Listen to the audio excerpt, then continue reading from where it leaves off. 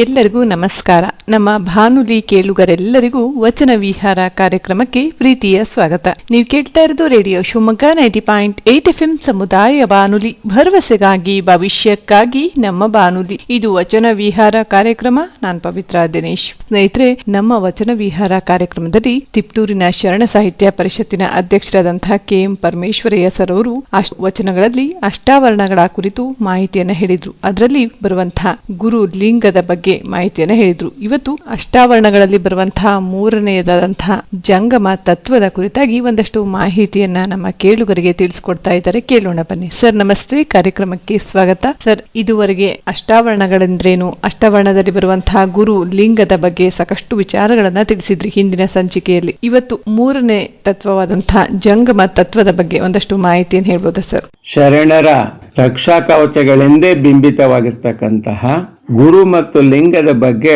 ವಚನ ವಿಹಾರ ಕಾರ್ಯಕ್ರಮದಲ್ಲಿ ಅರ್ಥೈಸಿದ್ದೇನೆ. ಇಂದು ನಾನು ಅಷ್ಟಾವರಣಗಳಲ್ಲಿ ಮೂರನೆಯದಾದ ಜಂಗಮ ತತ್ವವನ್ನು ಕುರಿತು ಹೇಳಲಿಚ್ಛಿಸುತ್ತೇನೆ. ಜಂಗಮದ ಬಗ್ಗೆ ಕೆಲವರು ಹೀಗೆ ಅರ್ಥೈಸಿದ್ದಾರೆ: ಜ್ಞಾನವೇ ಜಂಗಮ, ಕಾರಣ ತನುವಿನ ಭಾವದ ನೆಲೆಯಲ್ಲಿ ಅನುಭವಿಸುವ ಸ್ಫುರಿಸುವ ಚೈತನ್ಯವೇ ಜಂಗಮ, ಭಕ್ತನ ಶ್ರದ್ಧೆಯೇ ಜಂಗಮ, ಲಿಂಗವ ಪೂಜಿಸುವ ಸದಾಚಾರವೇ ಜಂಗಮ, ಪರಿಪೂರ್ಣ ವಸ್ತುವಿನ ಜ್ಞಾನವೇ ಜಂಗಮ, ಮತ್ಸರ ಒಳಿದು ಸಾವಧಾನ ಭಕ್ತ, ಜಂಗಮ ದರ್ಶನವಿಲ್ಲದವಂಗೆ ಮೋಕ್ಷಾರ್ಥ ಬಟ್ಟೆ ದೊರೆಯದು. ಹೀಗೆ ಜಂಗಮದ ಅರ್ಥದ ವಿವರಣೆಯನ್ನ ನೀಡಿದ್ದಾರೆ. ಮೈಸೂರು ವಿಶ್ವವಿದ್ಯಾನಿಲಯದ ವಿಶ್ವಕೋಶದ ಪ್ರಕಾರ ಸ್ಥಾವರ ಮತ್ತು ಜಂಗಮ ಪದಗಳು ಸಾಮಾನ್ಯವಾಗಿ ಅಚರ ಮತ್ತು ಚರ ಎಂಬ ಪರ್ಯಾಯ ಪದಗಳು. ಜಂಗಮ ಪಾರಿಭಾಷಿಕ. ಮಂಡೆಯ ಚಂದ್ರಕಲೆ, ಹಣೆಗಣ್ಣು ಮತ್ತು ಎಡಗಡೆಯ ಅಗಜೆಯರನ್ನು ಮರೆಮಾಚಿದ ಸಾಕ್ಷಾತ್ ಪರಮೇಶ್ವರನೇ ಜಂಗಮ. ವೇಷ ಧರಿಸಿ ಭಕ್ತರನ್ನು ಅನುಗ್ರಹಿಸಲು ಭೂಲೋಕದಲ್ಲಿ ಸಂಚರಿಸುವನೆಂಬುದು ಆಗಮಗಳ ಹೇಳಿಕೆ. ಅಯ್ಯ, ನೀನೆನ್ನ ಭವದ ಕೊಂದಹವೆಂದು ಜಂಗಮ ಲಾಂಛನಧಾರಿಯಾಗಿ ಬಂದಲ್ಲಿ ನಾ ಭಕ್ತನೆಂಬ ವಾಹನವಾಗಿರ್ದೆ ಎಂದು ಬಸವಣ್ಣನವರು ಜಂಗಮದ ಬಗ್ಗೆ ಒಂದು ವಚನದಲ್ಲಿ ವಚನಿಸಿದ್ದಾರೆ. ಅಲ್ಲಮಪ್ರಭು ದೇವರು ಸಹ ಒಂದು ವಚನದಲ್ಲಿ ಜಂಗಮವನ್ನ ಕುರಿತು ಹೀಗೆ ಹೇಳಿದ್ದಾರೆ: ಕಂತೆಯ ಅಂದರೆ ಜೋಳಿಗೆ ತೊಟ್ಟು, ಸುಬುದ್ಧಿ ಎಂಬ ಟೊಪ್ಪರವನಿಕ್ಕಿ, ವಿಷಯವೆಂಬ ಹಾವುಗಿಯ ಮೆಟ್ಟಿ, ಕಮಲದವೆಂಬ ಕುಳಿಯ ಬೀಳದೆ, ವೈರಾಗ್ಯವೆಂಬ ಕೊರಡನೆಡಹದೆ, ಮರವೆ ಎಂಬ ಚಳಮೆಟ್ಟದೆ, ಗುಹೇಶ್ವರ ಶರಣ ಬಂದೆನೇನು ಭಕ್ತಿ ಭಿಕ್ಷವನಿಕ್ಕಿ ಸಂಗನ ಬಸವಣ್ಣ ಎಂಬುದಾಗಿ ವಚನದಲ್ಲಿ ಅಲ್ಲಮಪ್ರಭು ದೇವರು ವಚನಿಸಿದ್ದಾರೆ. ಇಲ್ಲಿ ಗುರು, ಲಿಂಗ, ಜಂಗಮ, ಶಿವನ ಮೂರು ಅಂಶಗಳು ಎಂಬ ಅಭಿಪ್ರಾಯವೂ ಇದೆ. ಜಂಗಮದಲ್ಲಿ ಅಷ್ಟಾವರಣಾಂತರ್ಗತ ಜಂಗಮ, ವಂಶಾನುಗತ ಜಂಗಮ, ಅತಿಥಿ ರೂಪಿ ಜಂಗಮ ಎಂಬ ಮೂರು ರೂಪಗಳಲ್ಲಿ ಜಂಗಮವು ವ್ಯವಹರಿಸಲ್ಪಟ್ಟಿದೆ. ವೀರಶೈವ ಸಾಹಿತ್ಯದಲ್ಲಿ ಜಂಗಮರು ಪೂಜಾರ್ಹರಾಗಿದ್ದಾರೆ, ಪೂಜ್ಯರೂ ಆಗಿದ್ದಾರೆ. ಭಕ್ತಿ ಭಂಡಾರಿ ಬಸವಣ್ಣನನ್ನು ಜಂಗಮ ಪ್ರಾಣಿ ಎಂದು ಕರೆದಿದ್ದಾರೆ. ಜಂಗಮವ ಕುರಿತು ಶರಣರ ಅನೇಕ ವಚನಗಳ ರಚಿಸಿ ಅದರ ಅರ್ಥವನ್ನ ವಿವರಿಸಿದ್ದಾರೆ. ಅವಿರಳ ಜ್ಞಾನಿ ಚನ್ನಬಸವಣ್ಣನವರು ಈ ಕೆಳಗಿನಂತೆ ವಚಿಸಿದ್ದಾರೆ: ಆಚಾರವಿಡಿದು ಲಿಂಗ, ಅನುಭಾವವಿಡಿದು ಜಂಗಮ, ತನುವಿನ ಪ್ರಾಣ ಆಚಾರ, ಮನದ ಪ್ರಾಣ ಅನುಭಾವ, ಇದು ಕಾರಣ ಕೂಡಲ ಸಂಗಮ ದೇವ, ಲಿಂಗವನು ಜಂಗಮವನು ಭೇದಿಸಲಿಲ್ಲ. ಈ ವಚನದ ಭಾವಾರ್ಥವೆಂದರೆ ಲಿಂಗ ಜಂಗಮ ಬೇರೆ ಬೇರೆ ಇಲ್ಲ ಎಂದು ಅರ್ಥ. ಲಿಂಗವೆಂದರೆ ಪರಶಿವ, ಶಿವನಿಗೂ ಜಂಗಮನಿಗೂ ಅಂತರವಿಲ್ಲ. ಶಿವನೇ ಜಂಗಮ, ಜಂಗಮನೇ ಶಿವನೆಂಬುದು ಸ್ಪಷ್ಟವಾಗಿದೆ. ಆದ್ದರಿಂದ ಪ್ರತ್ಯಕ್ಷ ಜಂಗಮ ಮನೆಗೆ ಬಂದರೆ ಗುರು ಪೂಜೆಯಾದರೂ ಬಿಡಬೇಕು, ಲಿಂಗ ಪೂಜೆಯಾದರೂ ಬಿಡಬೇಕು, ಜಂಗಮನನ್ನು ಆರಾಧಿಸಬೇಕೆಂಬುದೇ ಪರತತ್ವ.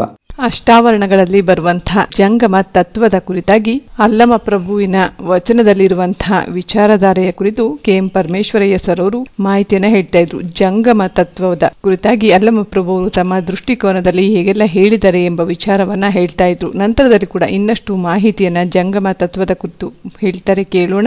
ಈ ಪರತತ್ವ ಅನುಭವದಿಂದಲೇ ಅಡಪದ ಅಪ್ಪಣ್ಣನ ಪುಣ್ಯಸ್ತ್ರೀ ಲಿಂಗಮ್ಮನು ಜಂಗಮ ಸ್ವರೂಪವನ್ನು ಸ್ಪಷ್ಟವಾಗಿ ಹೀಗೆ ವಚನಿಸಿದ್ದಾಳೆ. ಜಂಗಮವೇ ಗುರು, ಜಂಗಮವೇ ಲಿಂಗ, ಜಂಗಮವೇ ಪ್ರಾಣವೆಂದಡೆ ಇಲ್ಲವೆಂಬ ಹಂಗಹೀನರ ನೀವು ಕೇಳಿರೋ. ಜಂಗಮವು ಗುರು ಅಲ್ಲದಿದ್ದಡೆ ಕಾಮ, ಕ್ರೋಧ, ಲೋಭ, ಮೋಹ, ಮದ, ಮತ್ಸರ ಇಂಗಿಸುವನೆ.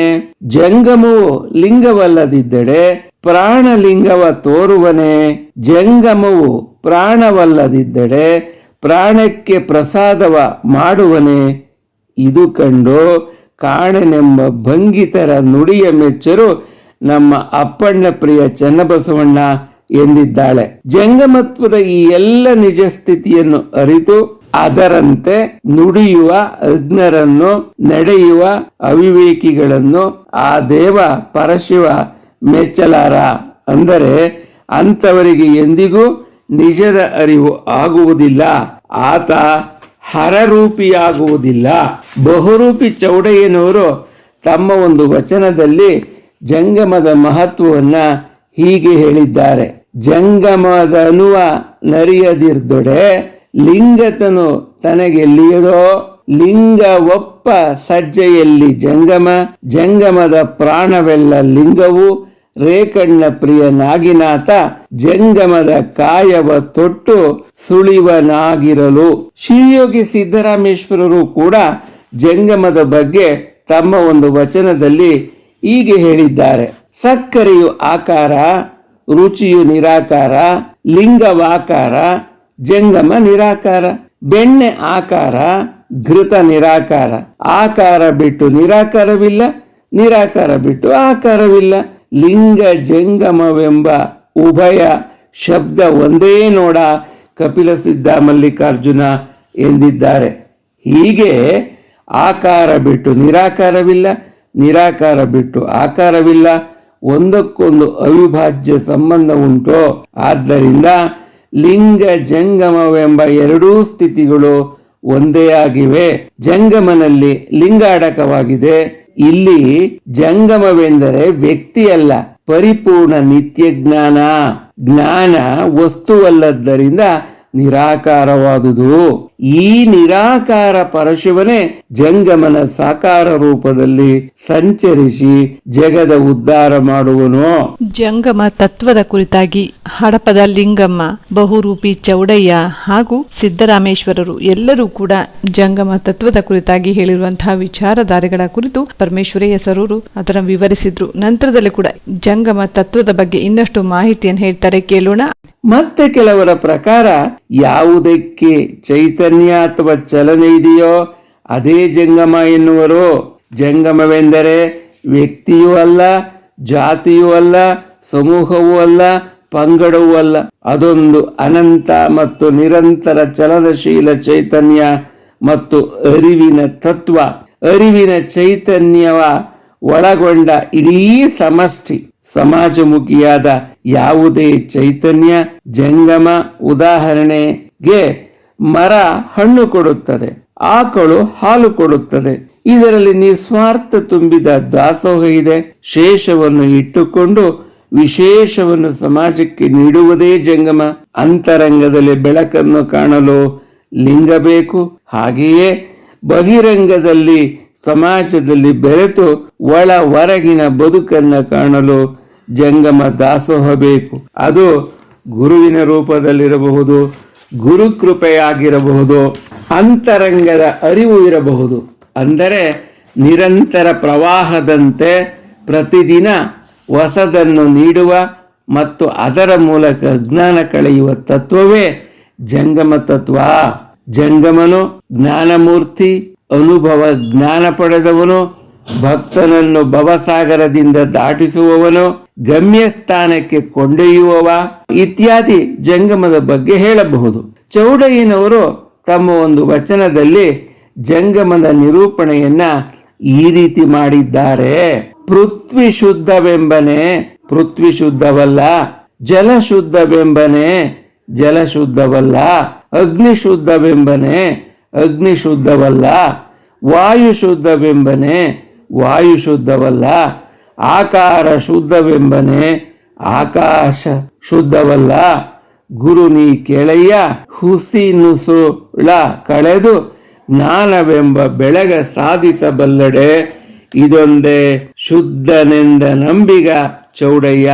ಇಲ್ಲಿ ಜ್ಞಾನ ಪ್ರಕಾಶವನ್ನ ಬೆಳಗಿಸಬಲ್ಲ ಜಂಗಮದ ಮನಸ್ಸಿನ ಶುದ್ಧತೆಯ ಬಗ್ಗೆ ಚೌಡಯ್ಯನವರು ಹೇಳಿದ್ದಾರೆ. ಹುಸಿ ಶುಭ ಕಳೆದ ಜ್ಞಾನ ದೀವಿಗೆಯನ್ನು ಬೆಳೆಸುವುದು ಜಂಗಮರ ಸಾಧನೆಯಾಗಬೇಕು ಎಂಬುದನ್ನ ವರ್ಣಿಸುತ್ತಾರೆ.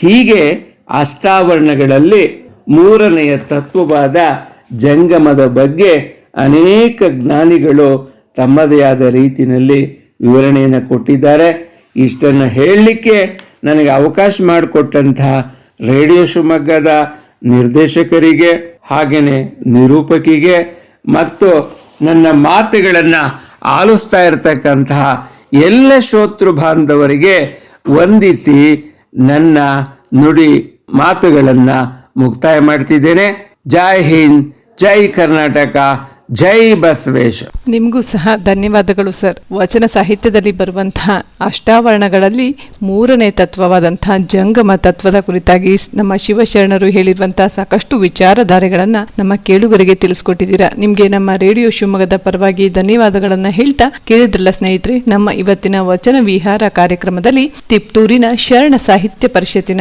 ಅಧ್ಯಕ್ಷರಾದಂತಹ KM ಪರಮೇಶ್ವರಯ್ಯ ಸರ್ ಅವರು ಭಾಗವಹಿಸಿ ಅಷ್ಟಾವರಣಗಳಲ್ಲಿ ಬರುವಂತಹ ಜಂಗಮ ತತ್ವದ ಕುರಿತಾಗಿ ಸಾಕಷ್ಟು ವಿಚಾರಗಳನ್ನು ತಿಳಿಸಿದ್ರು. ಇದೇ ರೀತಿ ನಾಳೆಯ ವಚನ ವಿಹಾರ ಕಾರ್ಯಕ್ರಮದಲ್ಲಿ ಇನ್ನಷ್ಟು ವಚನಕಾರರ ಬಗ್ಗೆ ಮಾಹಿತಿಯನ್ನ ತಿಳಿಯೋಣ ಅಂತ ಹೇಳ್ತಾ ಇವತ್ತಿನ ಕಾರ್ಯಕ್ರಮವನ್ನು ಮುಗಿಸುವಂತ ಸಮಯ ಆಯಿತು. ನಂತರದಲ್ಲಿ ಎಂದಿನಂತೆ ರೇಡಿಯೋ ಕಾರ್ಯಕ್ರಮಗಳು ಪ್ರಸಾರವಾಗುತ್ತದೆ. ಕೇಳ್ತಾ ಇರಿ ರೇಡಿಯೋ ಶಿವಮೊಗ್ಗ 90.8 FM ಸಮುದಾಯ ಬಾನುಲಿ, ಭರವಸೆಗಾಗಿ ಭವಿಷ್ಯಕ್ಕಾಗಿ ನಮ್ಮ ಬಾನು.